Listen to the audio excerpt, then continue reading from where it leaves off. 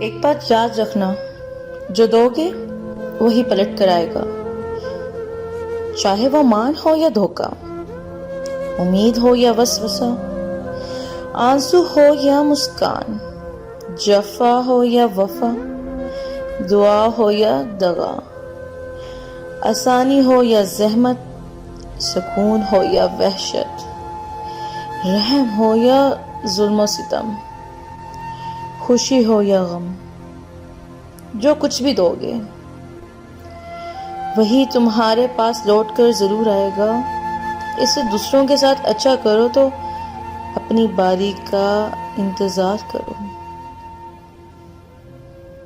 حقیقت میں ہم مقافات عمل تو بھول ہی بیٹھے ہیں۔ ہمیں لگتا ہے جو ہم کرتے ہیں وہ وقت گزر گیا، اب ہم خوش باش رہیں گے، اب ہم پرسکون رہیں گے۔ حقیقت میں ایسا نہیں ہے۔ مقافات عمل موجود ہے اسی دنیا میں، جو بویا ہے وہ کاٹنا بھی تو ہے۔ وقت آتا ہے، پلٹ کر لازمی آتا ہے، وہ الگ بات ہے کہ ہم اسے نظر انداز کرتے ہیں، لیکن اگر غور کریں نا تو اپنی ہر پریشانی، ہر بڑی اذیت کے پیچھے کوئی مقافات نظر آئے گا۔ اب مقافات عمل کہہ رہی ہوں تو ایسا سوچنا نہیں کہ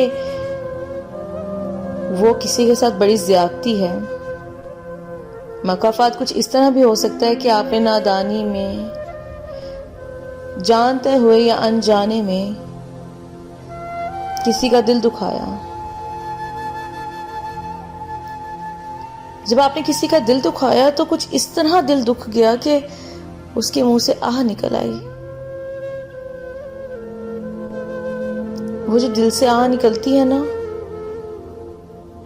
وہ عرش کی بلندیوں تک جاتی ہے، اور کیا پتا وہ وقت، وہ گھڑی قبولیت کی گھڑی ہو،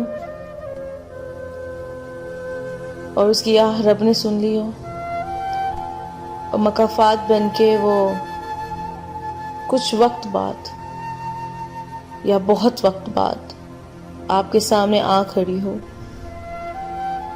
اس لیے اپنے ہاتھ زبان سے